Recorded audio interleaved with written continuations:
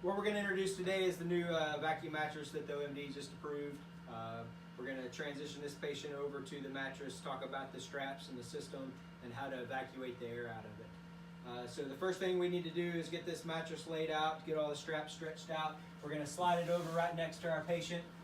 Ideally, we'd have a number of people to help, so I'm going to get 3 people on that far side. We're going to get 2 of us over here, and we're going to do the thing called beaming the patient up. We're all going to stick our hands up underneath the patient, and with all of us at one time, we're going to say, okay, beam us up. We're going to beam them up and pick them up and slide them over, and it'll be a good, easy transition. So you guys at the top can mind his head. It's real good if people cross their arms as you're kind of getting ready to go.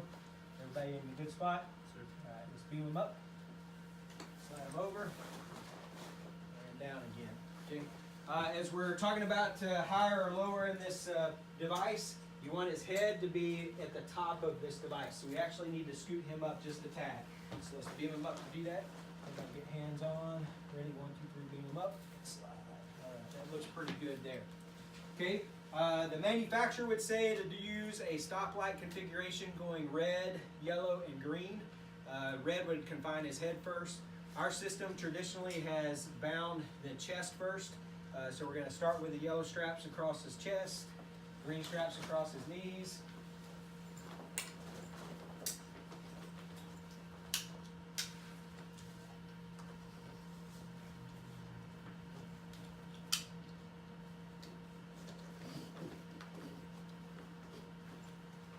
And then there is a blue and a black strap that comes across his chest that holds his chest in place.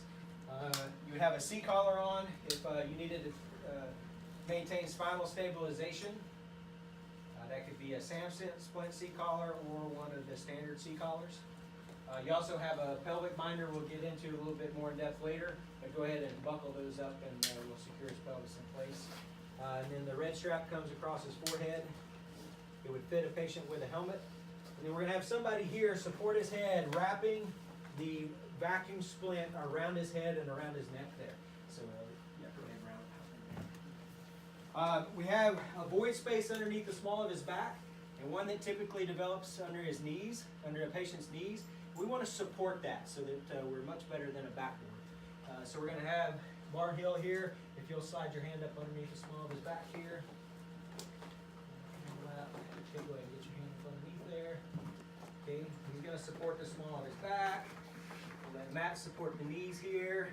Okay, you've got a valve here on the left shoulder. It's probably best if you keep it in the closed orientation in your units. We're just going to connect our vacuum pump to that. As you put that pump in, give it a clockwise rotation so you're constantly tightening that valve. Okay, and then we're going to start evacuating the air. Go ahead and start.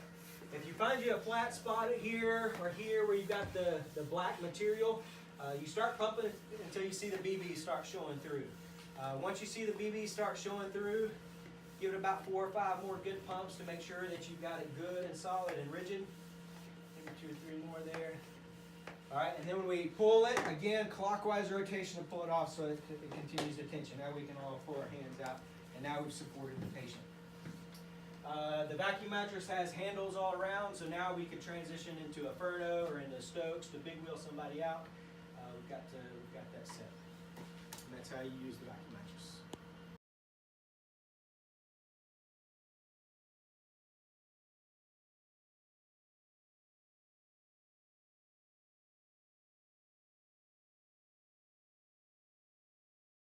We've taken our patient out of the vacuum mattress, and I just want you to see how we've conformed this mattress to the patient's body. Here we've got a good head bed that provides good spinal stabilization if that's needed. Here you can see where the small of the back is, providing good support. And here's the lower extremities where we're propping those knees up a little bit.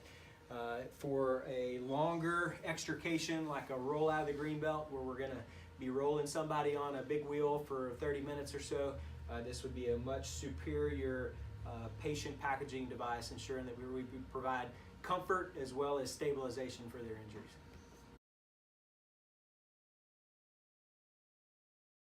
All right, so this also has a pelvic binder in it, so the medical intervention for pelvic fracture is binding the pelvis. We typically do that with the SAM sling pelvic binder.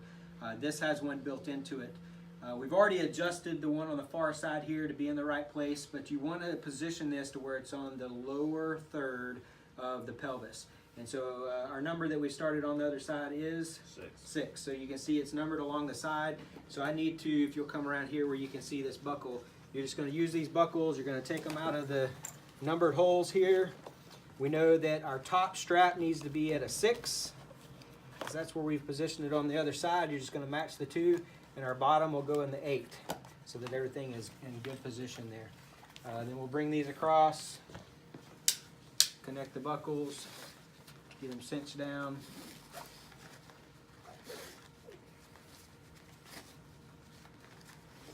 Okay, and if you're binding the pelvis, you want to get them nice and snug so that we bind the pelvis and provide that stabilization for the fracture.